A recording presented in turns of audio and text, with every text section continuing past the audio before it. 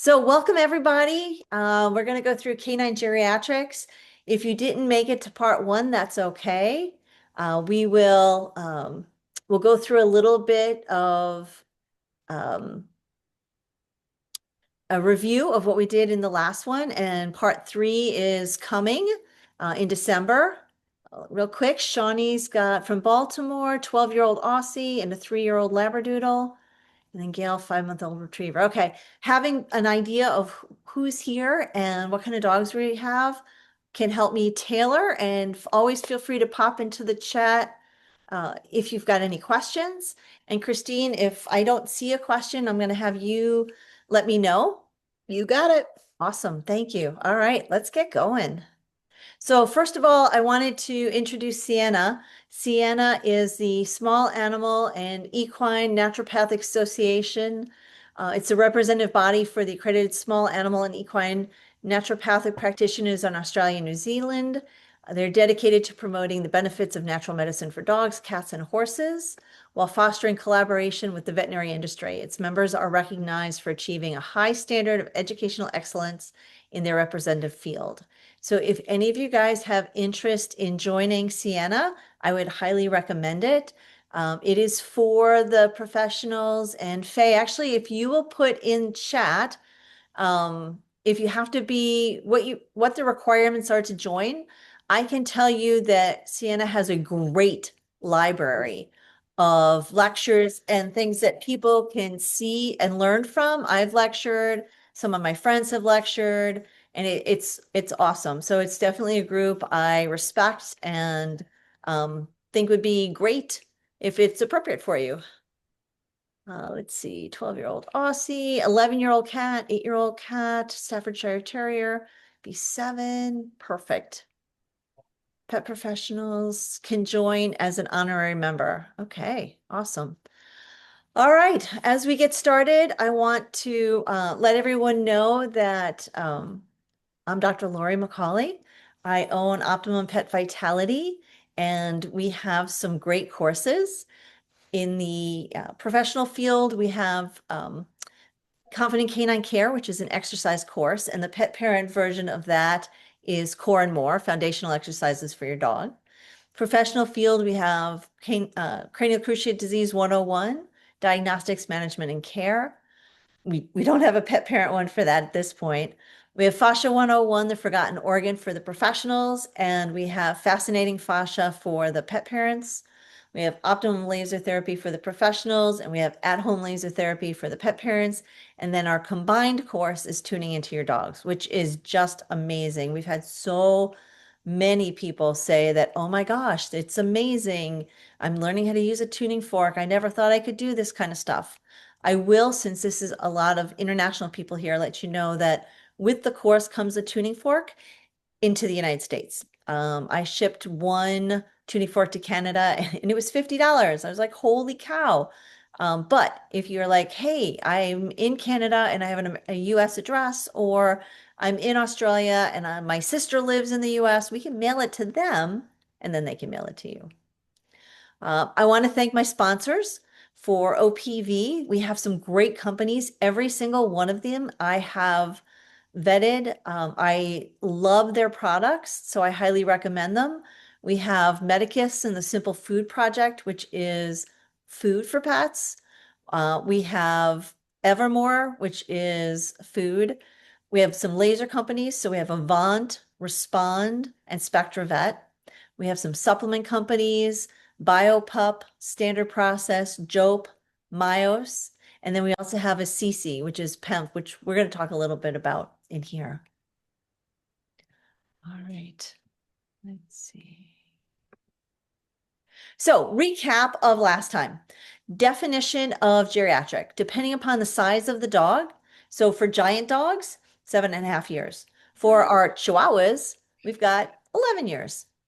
We have a direct statement from the Family Physicians of Canada that says if there's no trauma, so no acute injury, moderate exercise does not lead to acceleration of stifle osteoarthritis with or without pre-existing disease.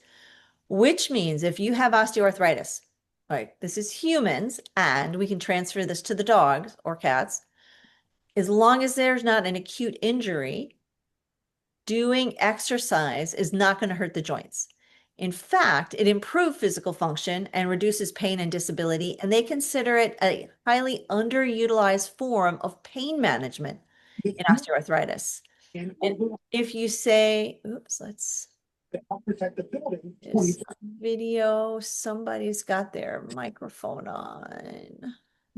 Mute, mute. Okay. So we can actually use exercise, and you say, okay, well, Laurie, why does it say stifle osteoarthritis? Because that is where most people, most humans have arthritis. Another topic we talked about is sarcopenia. What that is just from getting older, we lose muscle mass. And the muscle goes from strong muscle, right?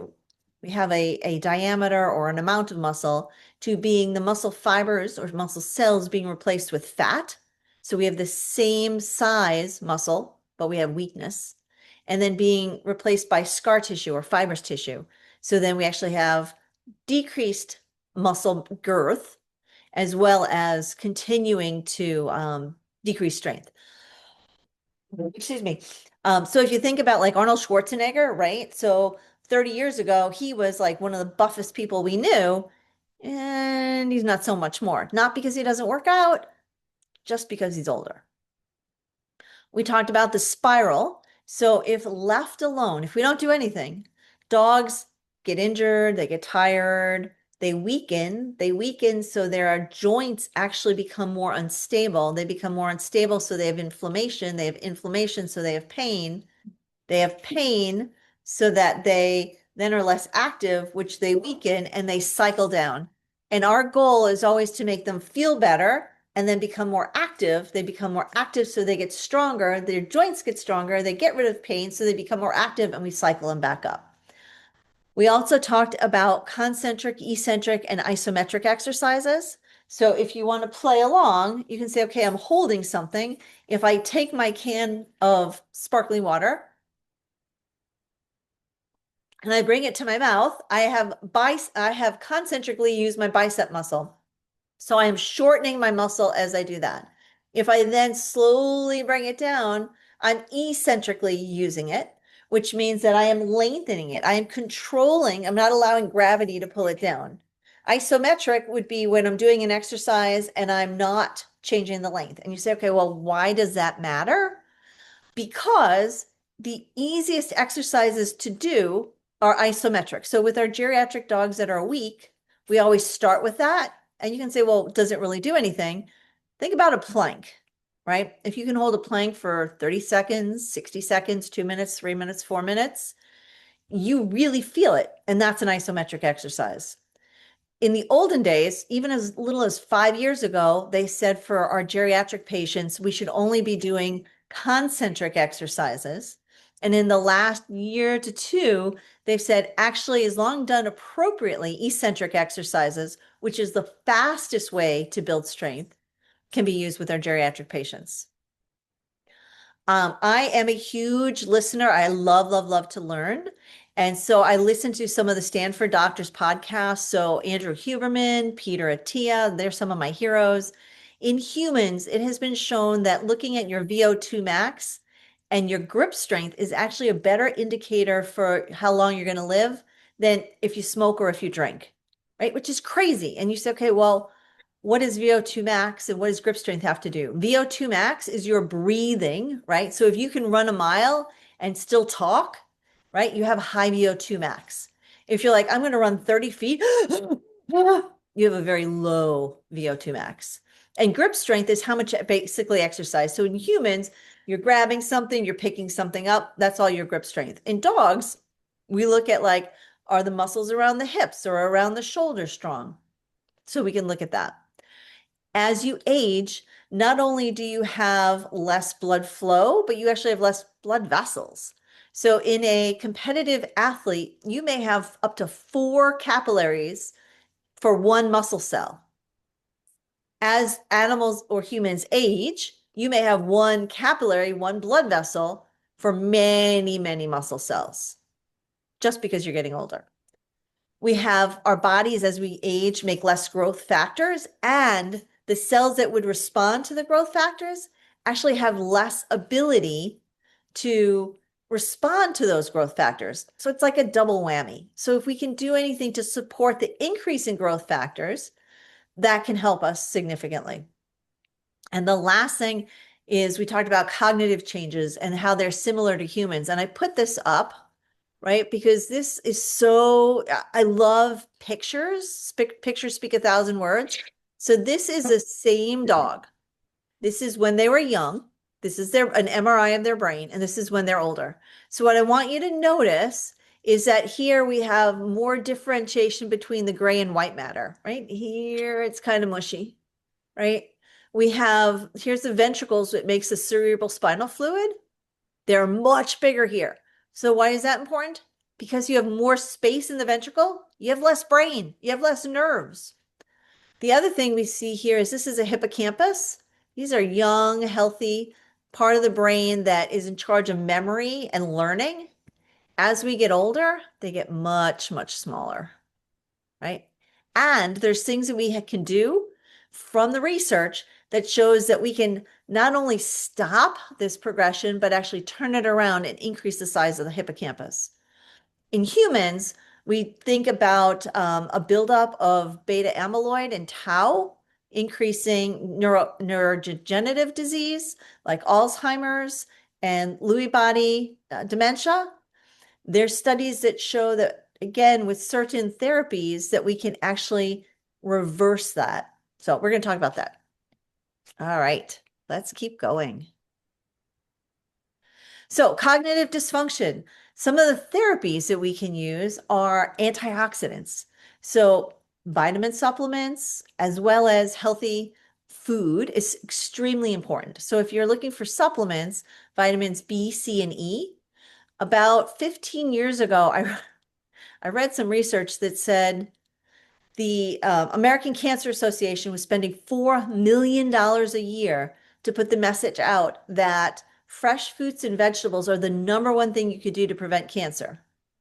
And in the same year, McDonald's, just one fast food company, spent $14 million on Super Size Me, right?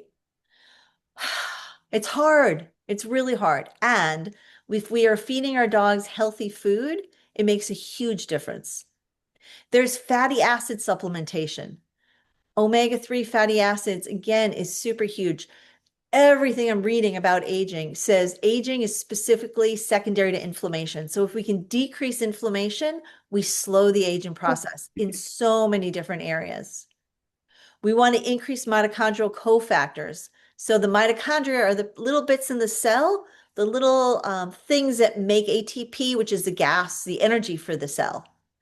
So we can do that if you're looking at supplements with L-carnitine. That actually takes free fatty acids and brings it into the mitochondria without having to go through the whole mitochondrial membrane. So L-carnitine is important. Your alpha lipoic acids, which is your omega-6, but most dogs and humans get a lot of omega-6 fatty acids. It's the omega-3, and we have to think about the balance that we want. And then CoQ10. I don't know if anybody's on CoQ10. I take it. Why? Because I study geriatrics and I never want to have to deal with cognitive dysfunction. My brain function is like super important to me. Other things, phosphatidylserine. There's studies in humans. I'm not a human doctor and I'm not telling you what to do. And I take phosphatidylserine at night for improved sleep. And there's studies that show that it improves cognitive function in humans and animals. There's ginkgo biloba, which increases dopamine levels. Let me do that. Which increases dopamine levels and protects neurons from cell death. So we're helping our neurons in our brain stay healthy. And if you know anything about dopamine, dopamine is that feel good, one of the feel good hormones that can lead you to do things good or bad. right? And then there's choline, and Colidin is one of the supplements that I put a lot of my patients on, not just for fun, but if they have urinary or fecal incontinence, or if they have cognitive decline. And one of the things I love about it is that it is over the counter. All right. Oops. Some other ones that we have here, salicyliline. There's medications that you have to get from your vet, but they're available if your dog is dealing with cognitive decline. We went through the clinical signs of that in the last lecture. Okay, so I see a question. What brand of phosphatidylserine do you use? I've been switching from pet to human sups so I can take as well, save money. I get mine from Thorne. I really like Thorne. I know they were just bought out by a bigger company, but besides the fact that they dropped a lot of their supplements, including the potassium that I was on, um, I'm for right now, I'm trusting what they have. Um, so there's a lot of good companies out there. You just got to find one that works for you. Other than that, VetraScience, I really like that company. I have no financial affiliation with them yet. I've been using them since I graduated vet school in 92 for many, many things. My own dog, both Rudy, if you guys have known me for a long time, Rudy, I lost him at 15 and he had bone cancer at 12 and a half. And we did a partial amputation and he had a prosthetic for the last 3 years of his life. And when he went through cognitive decline, I put him on the VetraScience. It was a Senior Vitality Pro, which is why I put the old name in. Um, and literally, when I ran out, he would have cognitive decline within a couple weeks. I would get him back on it and it would go away. So, being the scientist, I did that a couple times to make sure it was really real, and it was. And then there's SAMI, right, which helps with liver function, which is our detoxification. Um, I put this in here. I don't know this company specifically, but there's a lot of good companies out there. Laser. So I have seen studies and have used laser of the brain for aggression.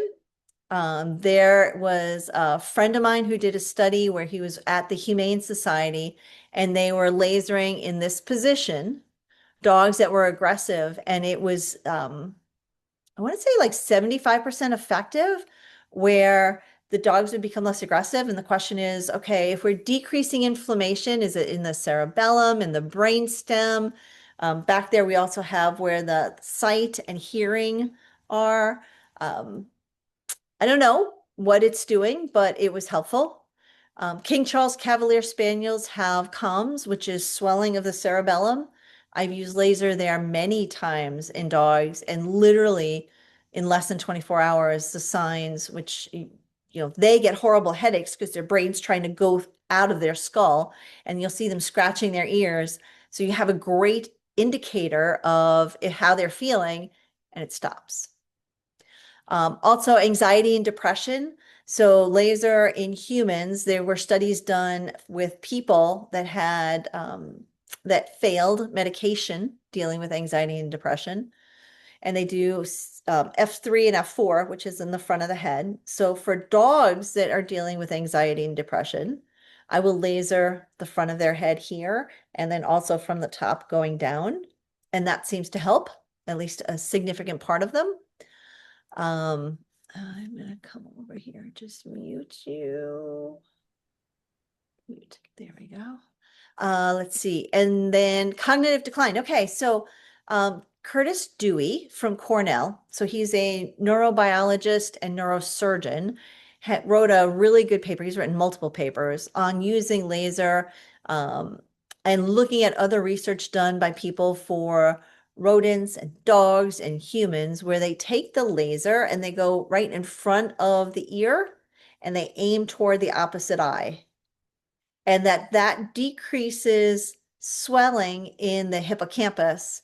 I shouldn't say swelling, I should say edema, or inflammation in the hippocampus, and helps decrease cognitive decline. So I definitely have done that in some of my older dogs.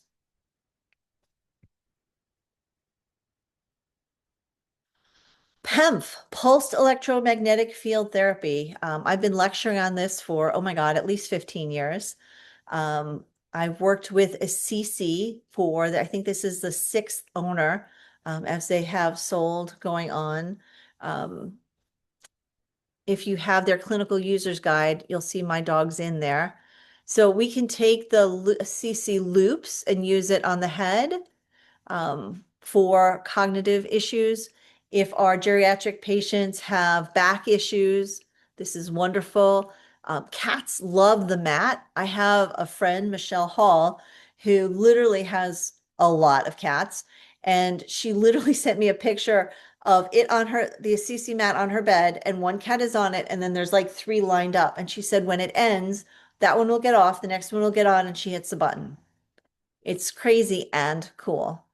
Respond also has PEMF beds. There's not a lot of research on it, and I know thousands of veterinarians who have them who say they help with anxiety, inflammation, pain associated with arthritis. It's a great, great thing to have. Canine calmer is if for anxiety, right? So a lot of dogs, as they lose their hearing or they're losing their sight, they may become more anxious. The canine calmer canine was actually designed for separation anxiety, but we know from the human research that it changes the chemicals in the brain. So we can, hold on, I'm just going to stop video. There you go. Um, we can change the chemicals in the brain to help them feel more comfortable in their own skin. Recovery RX is a PEMF unit that is used literally on the vagus nerve to decrease anxiety. There's Beamer. I have gone through all of Beamer's research, and I will tell you, I'm not thrilled with it.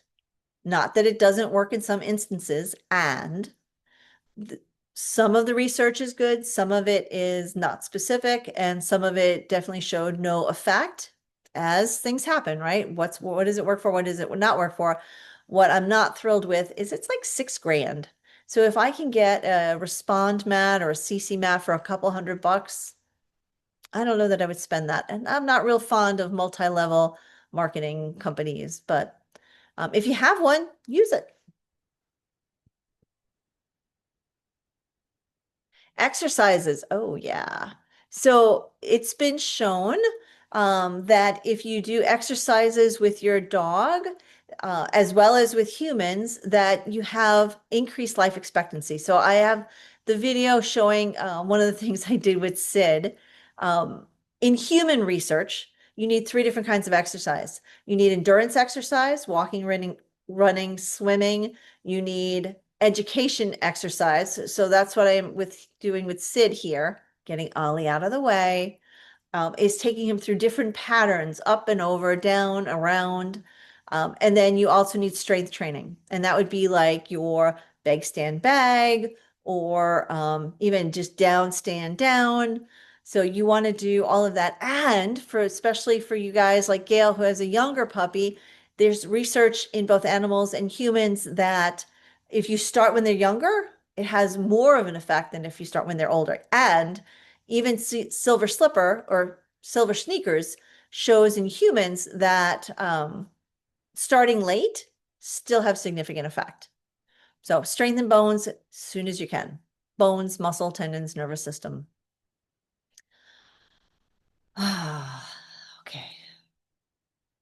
And then this just shows doing single leg lifts and then diagonal leg lifts are great ways to work on balance, proprioception. You can see the dog is like totally staring forward, like I am totally concentrating on this, right? Working the brain as well as the body. Obesity, right? Over 2/3 of the pets in the United States are either overweight or obese. Significantly decreases life expectancy, right? As well as increases pain. And you say, okay, well, yeah, there's just more weight on the joints. It is so much more than that. Fat is an endocrine organ. So it creates chemicals in the body that cause inflammation. And we said aging is 100% associated with inflammation. So if we can decrease inflammation, we can slow down aging. So it increases leptin, which starts a whole cascade of inflammatory reactions. 2-minute coursing factor alpha, interleukin 1b, interleukin 6, which turn on inflammation, C-reactive protein, which is related to both inflammation and cancer, as well as having, and this is like morbidly obese, but I'm going to show you a picture in a minute of what I consider obese. We want to think about our metabolic changes. So just by aging, you slow down your metabolic rate. Literally, by aging, you need up to 20% less calories to do the same activities you did when you were like 20 or 30, or like our dogs did when they were like 2 or 3. Another one, this is a human study, and I couldn't find a dog study, but I think it's also important. I was just listening to a podcast today that talked about the importance of fiber. Having high fiber in the dog's food, not adding food to add fiber, but having a balanced diet that has fiber in it, decreases obesity, decreases systemic inflammation. It's just a video. There we go. Decreases cancer of the GI tract and decreases heart disease. So super, super important. There's diets for seniors, and I'm not saying these are great. I'm saying these are some of the diets that are out there. Blue has life protection formula. There's Hill's prescription diet BD for brain diet. Anime Senior, I really like Anime. Blue is pretty good. There's Purina Pro Plan. There's Royal Canin has Canine Mature Complex. I'm sorry, Canine Mature Consult. And I will tell you, I've been a vet since 92, so 33 years. The dogs that I see that live to 16, 17, 18, 19, 20, 21 years old, I would say about 80% of them are either on a balanced raw, gently cooked, or freeze-dried diet. So something else to consider. Some people can't do that, and then you pick the best kibble you can. But I want you to know that there's a lot of options out there. There's a lot of really good food companies out there. Fresh foods like Farmer's Dog. I like Farmer's Dog. I rotate foods with my dogs, and I have definitely used Farmer's Dog. Let's see what else we have here real quick. How do you feel about fresh foods? What's a good source of fiber? Pumpkin, absolutely. Dark greens, yep. Realize if you're going to have any fruits or vegetables for your dog, you need to either freeze them, steam them, or manually grind them like in a Vitamix. Otherwise, all you're doing is giving them fiber.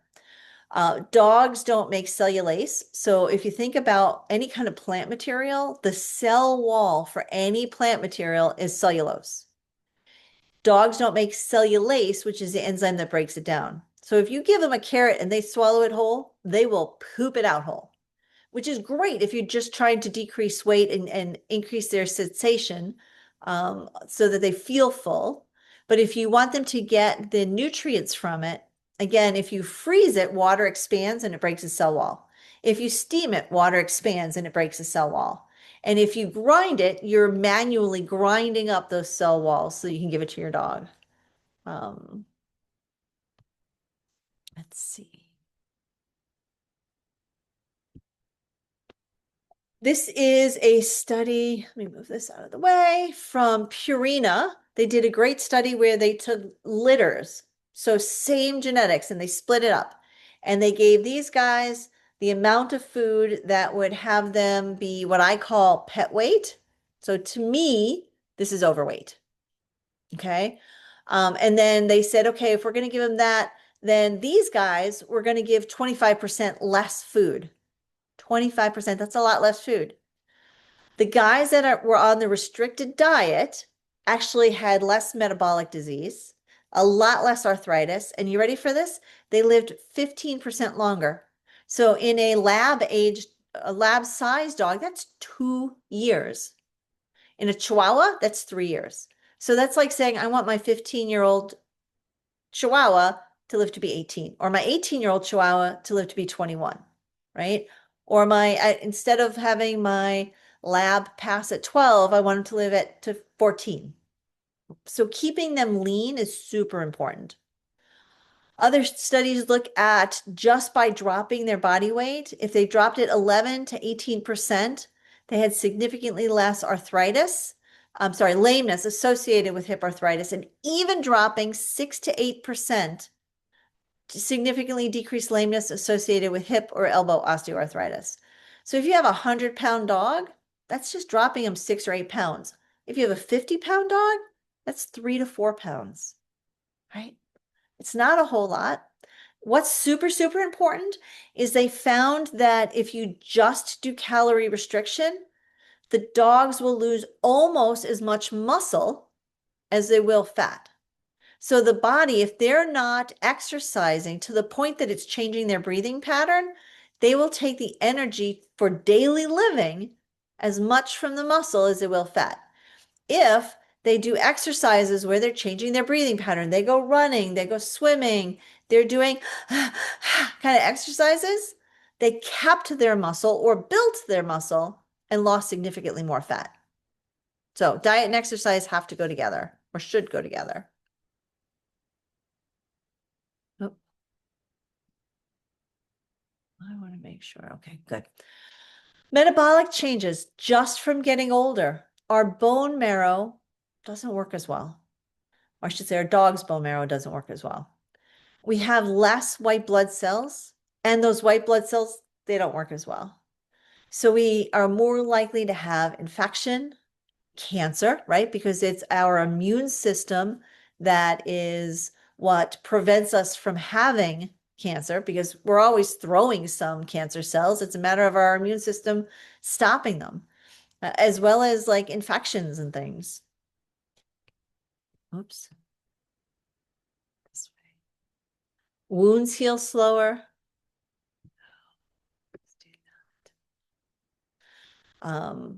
We get changes in hair coat, right? So we see our dogs get white. They may get fluffy hair.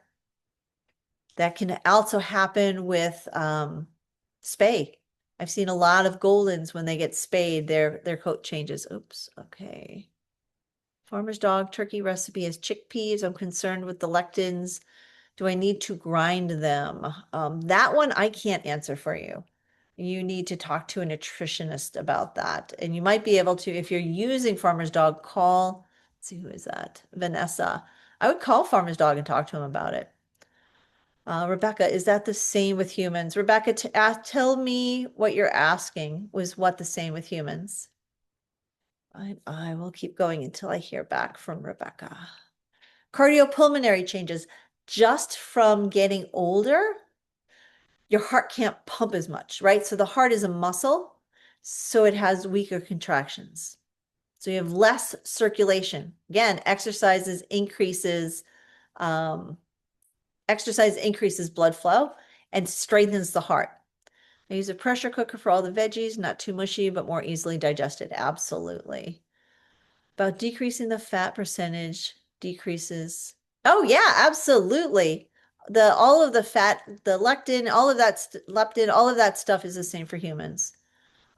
Getting rid of body fat decreases white fat, which is the fat that we find in our waist, our butts, all of that. Getting rid of that decreases inflammation and pain from osteoarthritis and kidneys and everything. Just from getting older, we decrease the elasticity of the lung tissue. So instead of, right, it doesn't work as well. And our diaphragm is a muscle. So exercising it again, where you're, right, using your diaphragm on purpose strengthens it so that as we age, even though it's going to change, it's stronger. The same with our what we call intercostal muscles, the muscles between our ribs. So strengthens those muscles so we can breathe easier today and in the future. Getting older, we see increased fibrosis or scar tissue in the lungs. There's decreased cough reflex, so you may have more congestion in the lungs. It's harder to cough stuff up. The pulmonary secretions, so the secretions in the lungs and the trachea it has a lower viscosity, so it's thicker and ickier, harder to cough up. So you have a lot of little dogs, small dogs who live older, and they cough a lot because they're trying to get that stuff up. So it increases the chance of respiratory disease. Easier to get pneumonia. West Highland White Terriers are known for having thickening in the lungs. Summer beach, swimming in good times. Yes. Swimming. Swimming is so good for humans and dogs. Chronic bronchitis. A lot of small, older dogs get bronchitis. So what you see as clinical signs, they just can't do as much, right? They're breathing harder. Strengthen everything when they're younger. Slow progressive cough. And then I laugh at this. 75% of dogs over 16 have valve thickening in their heart. And I'm like, there's not a whole lot of dogs over 16. And 75% of them have heart disease.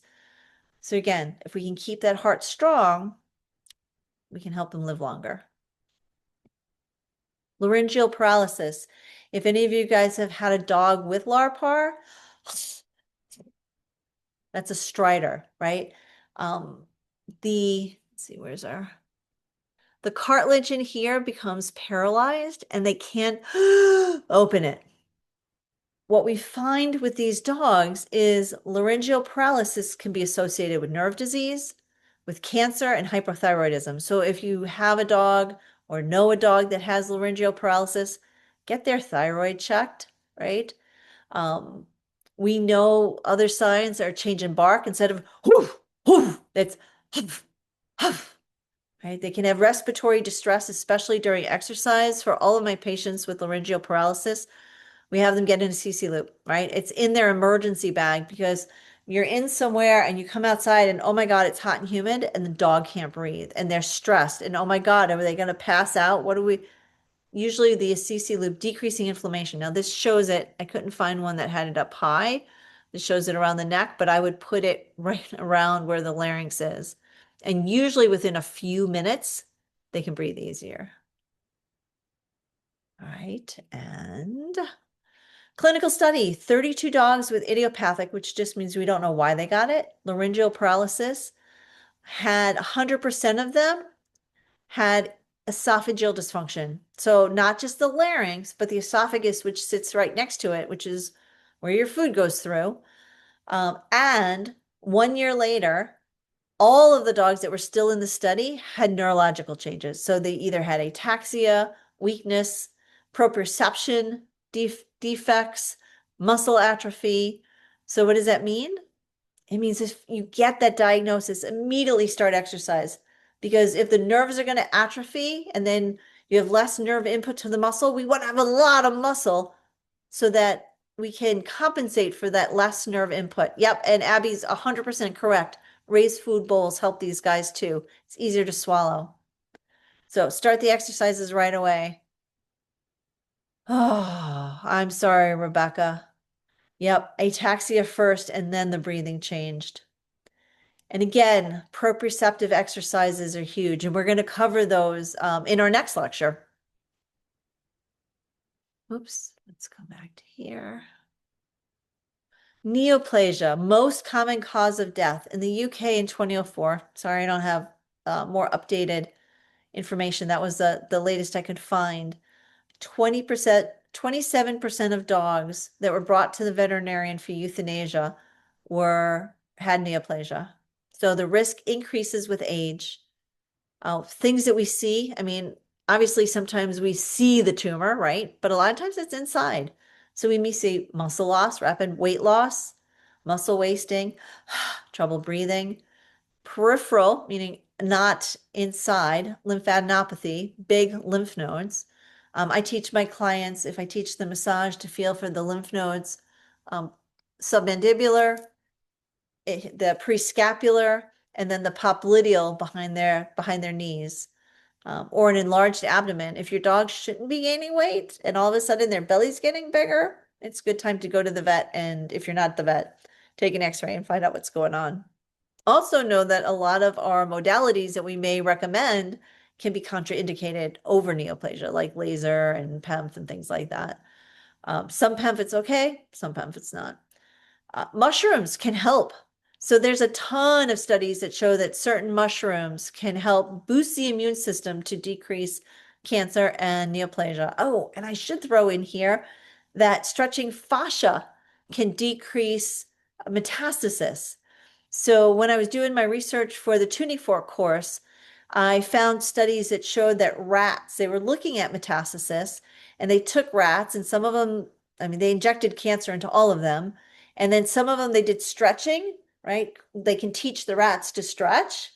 And those guys had significantly less metastasis, so spreading of the cancer. So mushrooms, building the immune system, the stretching or the working with the fascia is huge. And I do want to say that Standard Process, who I've been using since before I got out of vet school, I myself am on Standard Process products as well as my dogs, has a mushroom formula that I like. Turkey tail, okay. The question is turkey tail okay, or is it better to give 7 shrooms? So there's many products out there. There are multiple mushrooms that can help against cancer. Turkey tail is one of the big ones. And like lion's mane, I'm on lion's mane, right? Again, it's brain health. Um, Turkey tail is usually in the 7 shrooms.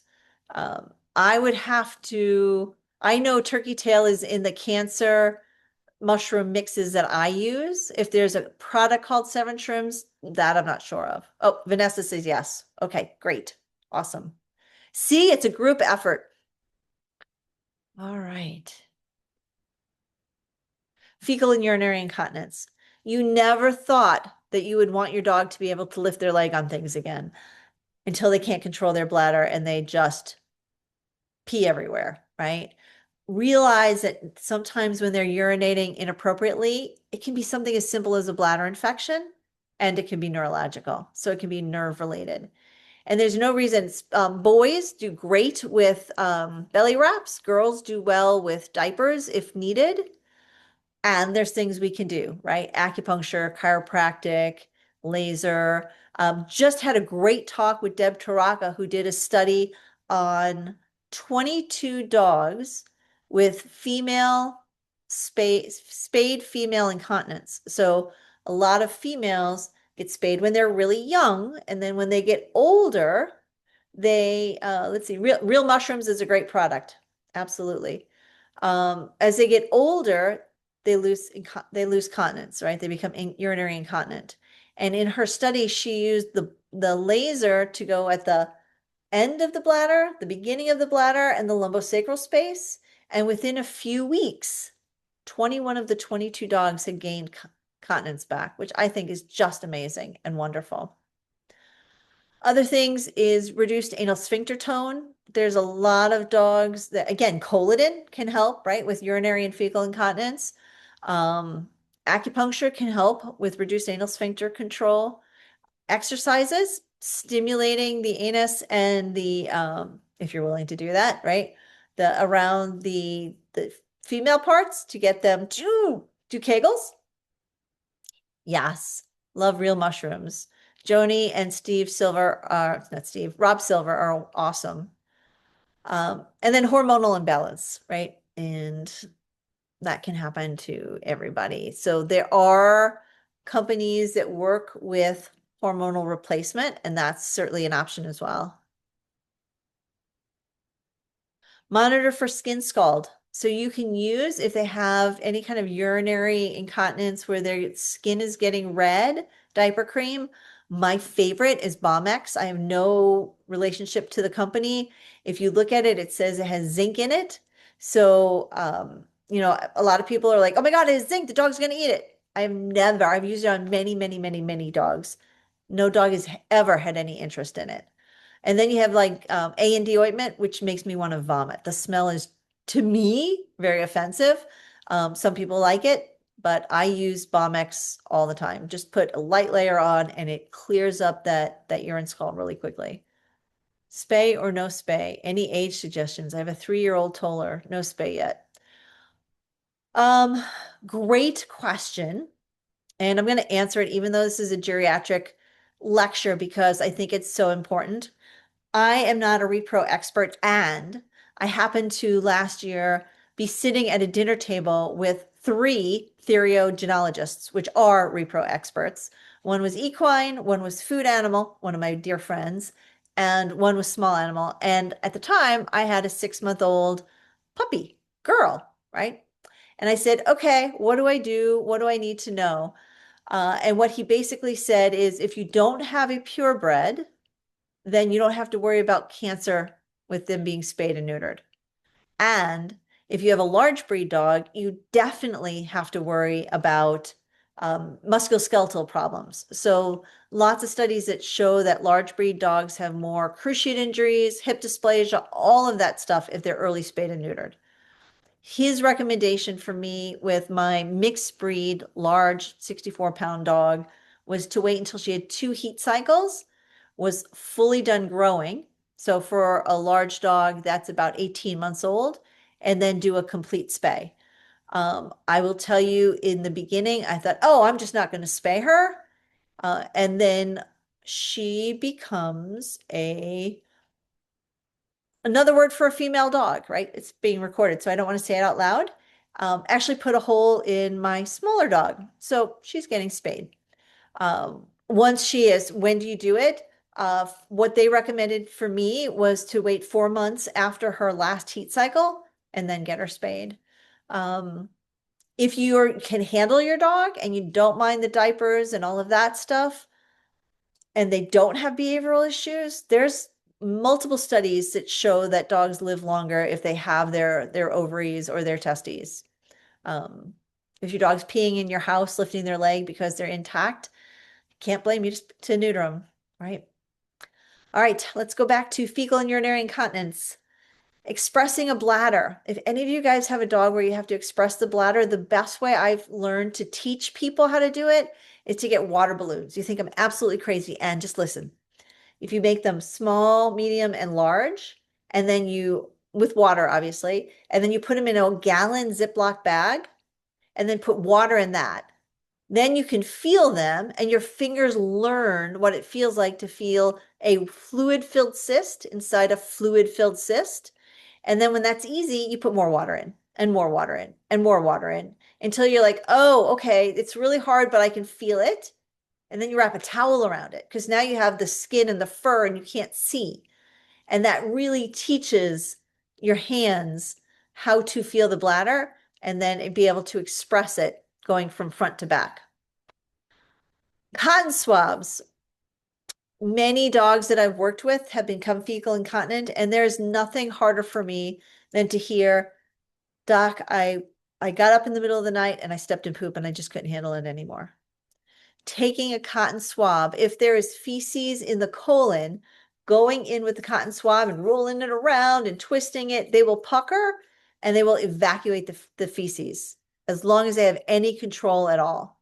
So I recommend doing that first thing when you get up, as soon as you get home from work and before you go to bed. And for most people and dogs, that works really well. Okay, I see you're so blessed. Let's go back.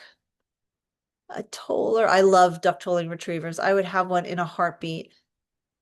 Spay and neuter, toller, not spayed yet. Karen Becker is posting about this on her socials lately. Absolutely.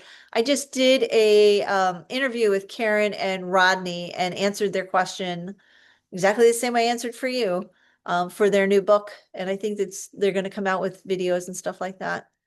A huge advocate for waiting as long as possible. I agree with that.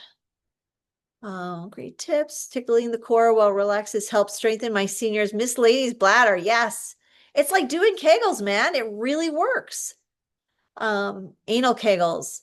Um, Anal Kegels. So I have a NeuroHammer, right? But you could use you could use a Q-tip, right?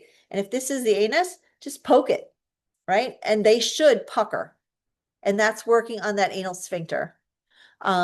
hemostat. But yeah, if you don't have the tools that a vet has, even just a Q-tip can help. Have off buttons. Oh yeah.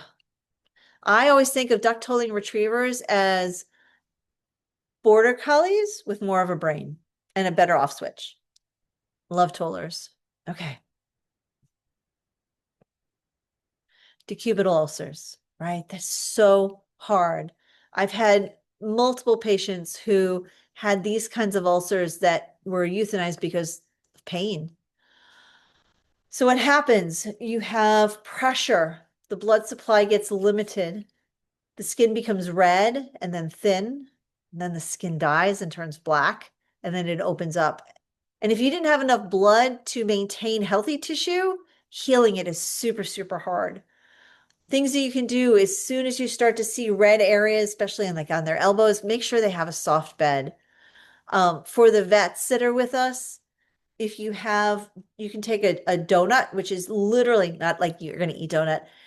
It's rolled up material, um, almost like if you thought of taking a man's sock and cutting the toes off and rolling it up and then sewing it around the elbow so that there's no pressure on that area, that can help.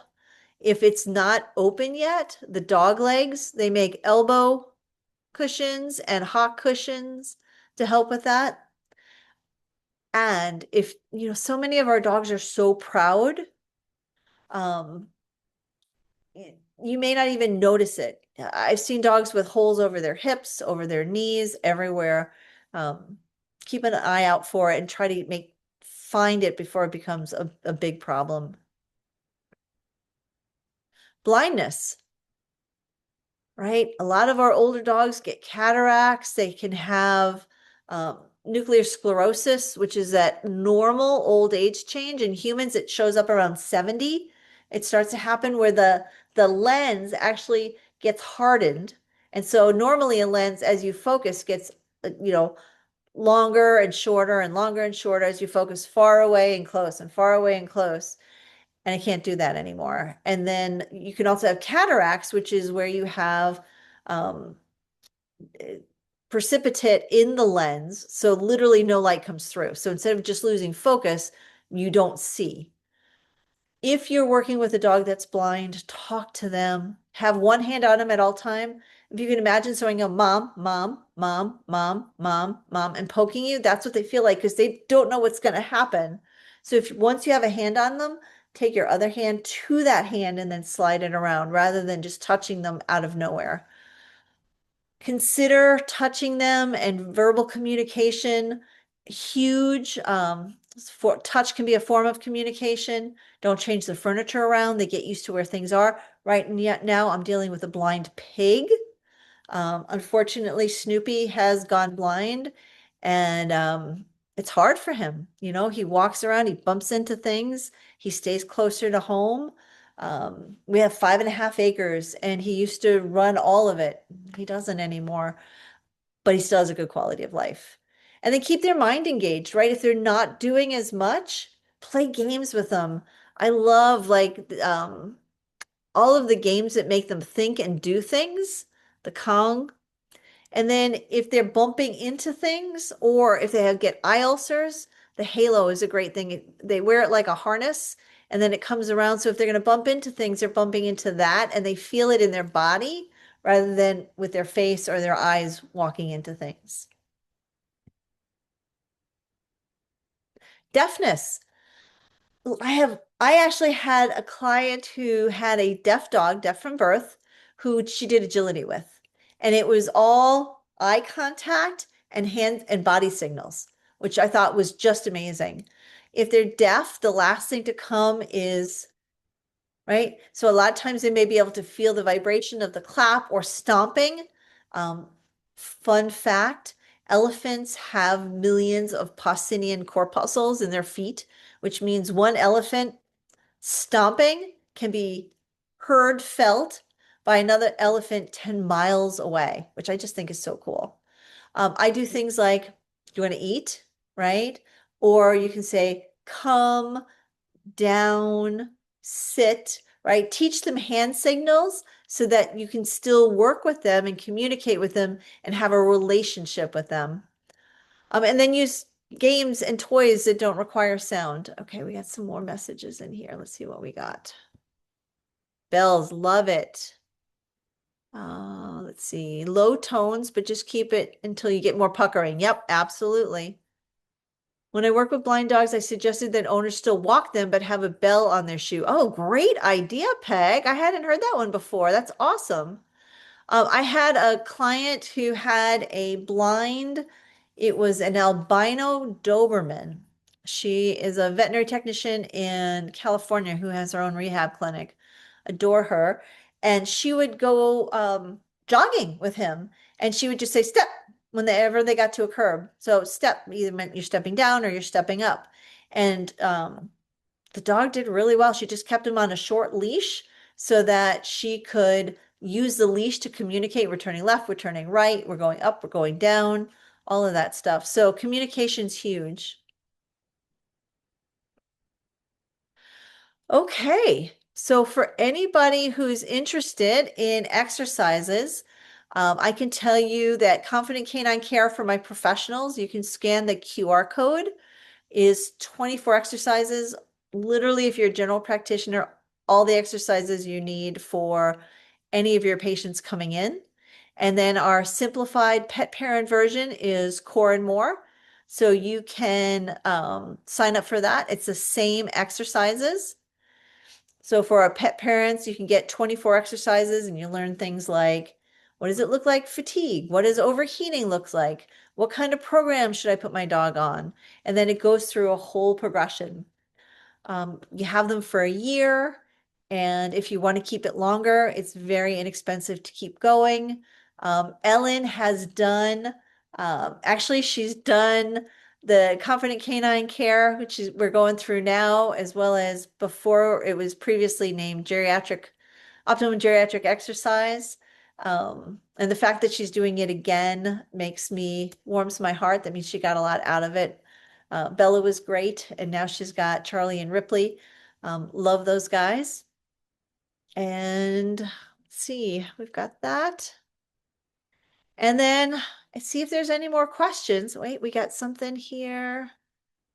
OcuGlow seems to help decrease nuclear sclerosis layer. Any other suggestions? Miss Lady is getting blueberries, blueberry powder in her diet as well. I am not an ophthalmologist. I have heard of OcuGlow and um, using it to help with that. Should we worry about brittle bones? Great question. We covered that last time. With brittle bones, dogs don't get osteoporosis, but they do get fat infiltrated into the bones, so they do become slightly more breakable, but not nearly as much as humans, especially humans having gone through the menopausal change. Sam E. I was giving Miss Lady 200 milligrams stabilized by Best Vite every morning for her liver, but should I continue long term? Having not put my hands on Miss Lady, I can't answer that. You can talk to your vet about that. Actually, the AVMA, I just read an article that came out today that said that veterinarians cannot do any kind of diagnosing or official individual advice without putting their hands on a dog at least once a year. But main questions, I can answer things in general. Years ago, I noticed Miss Lady had a skip in her gait, like one of her back legs would get caught briefly when running. Sounds like patellixation, or they can get a long digital extensor issue. As she's gotten older, it's gotten worse, like perhaps her hamstrings are short. Seems to cause lower back issues, roaching, raised lower vertebrae, poor potty etiquette, doesn't get the signal in time to let us know to go outside. That's like one of the main things I use Collidin for, which again is you can get online. Probably pinched nerves. I've been trying to figure out the best PT exercises. So what I can say there again in general is when I see a skipping gait, my first thought is luxating patella, especially if Miss Lady is a smaller dog, and your vet should take a look at that.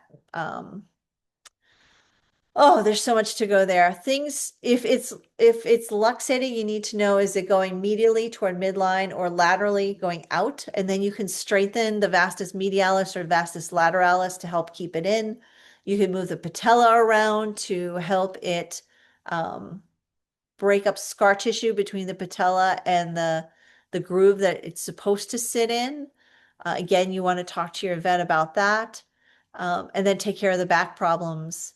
If they're roachy, one of my favorite exercises for dogs whose backs are roachy is to have them lay upside down, and this is in both Confident Canine Care and Core and More, upside down back stretch, because they lay upside down and gravity helps elongate their iliopsoas and all the muscles inside, and then they can stretch, and that takes pressure off the back. And then use goosing. Sorry, no, you don't want to use goosing. They're already up in that position. You want to massage the muscles in the back to release to help them get a better top line. That's in general. We got some more questions. What are your thoughts on a motorless treadmill since my dog is not getting enough outdoor runs, play, swimming? They are terrifying. I have a video that I saw from one of my clients where she put her lab on it and the dog went out of control. Um, it's terrifying. If the dog can have total control, that's great. And a lot of them can't. And then they go faster and faster and faster and they don't know how to stop. So not my favorite thing. Um, Outdoor, swimming, playing, whatever you can do. If you're going to use a treadmill, I don't know what size dog you have, Vanessa. If they're small to medium, you can use a human treadmill. Um, Try to get a 5 foot long one. If it's a large to giant breed dog, then you need a dog one, which is like 6 feet long instead of 5 feet long. But certainly treadmills can help. All right. And Eva says, this has been very helpful. I find my food motivated deaf dog is easily activated. I will keep up the activities and give him lots of loving attention. Perfect. Love this. We see a regular vet, a chiro, and recently an alternative vet. We'll bring that up next time we see them. Thank you for the lead. Okay, perfect, Abby. Shawnee, my almost 12-year-old 12-year young, did a full tear of his CCL and meniscus 6 weeks ago surgery. Thanks for all the information.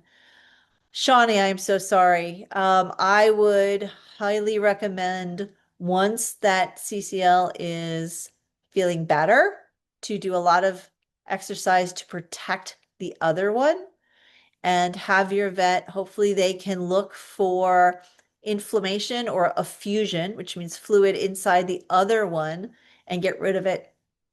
If they're lasering the side that had the surgery, make sure they're lasering the other side. Oh my gosh, I have multiple hours of lecture just on CCL injury and preventing the second tear. Please be careful. One of the number one things I see, Shawnee, in dogs that tear their CCL with or without surgery is they lose the ability to flex their hock or tarsal joint. And what that does means every time that they go to get up, they have to, he's 67 pounds, okay. Um, every time they go to get up, they're using their good leg, which overuses it, creates inflammation, and they're more likely to tear the other side. So as soon as safely possible, right? 6 weeks ago, you want to make sure you have a rehab person doing it, until it's safe for you to be doing or being taught how to do appropriate passive range of motion to get that range of motion in the hock back. Super, super important. Let's see, any dog that has CCL injuries, I personally put on collagen to help support it, make sure they're on good joint care. Standard Process has canine musculoskeletal support. Again, Jope has great supplements. BioPup has great supplements.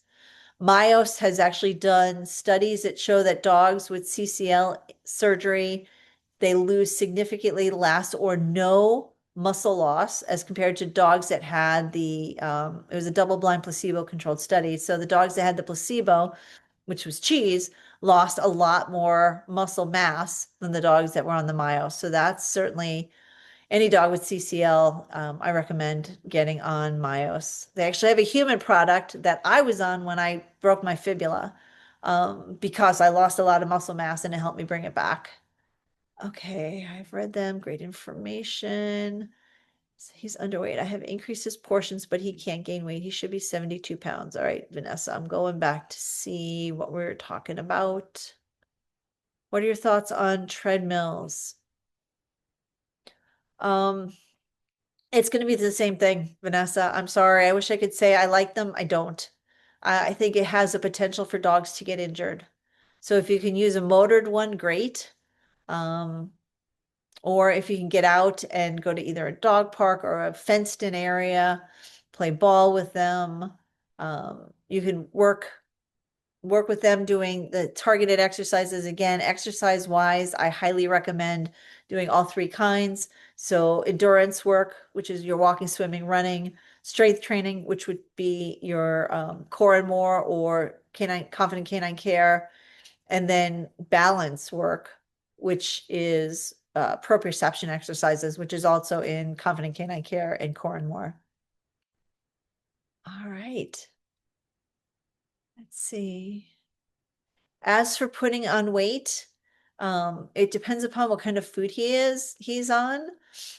He's underweight. Anytime a dog is underweight, I worry about, does he have worms? Is he not being able to digest his food? Is he on a probiotic, a prebiotic, a digestive enzyme, all of that stuff? If he's severely underweight, there's a product called Secure, which is hydrolyzed white fish, fresh farmer's dog, no parasites, has probiotics. You might just add more protein, right? And again, I'm not a nutritionist. You should talk to your vet about that and make sure it's the right thing. But I've had times where I've put dogs on either raw or gently cooked meats, right? To help increase their protein. But you want to talk to your vet. All right, that is part two. We will be back on December 5th. Registration is coming soon. We're going to talk about exercises and how to change the trajectory of becoming geriatric and having all of the problems that we talked about. Vet recommends Hill's Science Diet. We're going to leave it at that. I like Farmer's Dog. Um, yep, there's got to be other things, right? So either adding protein, right? You can even do just a 3 or 4 week trial of that and see if that helps. Yay. Okay, good. I think that's you that gave the heart. All right. I hope you guys had fun. Thank you everybody for coming. And if you're watching this afterwards, sign up and let's come back on December 5th and we'll see you then. And have a great night, everybody. Thank you. Bye. Bye.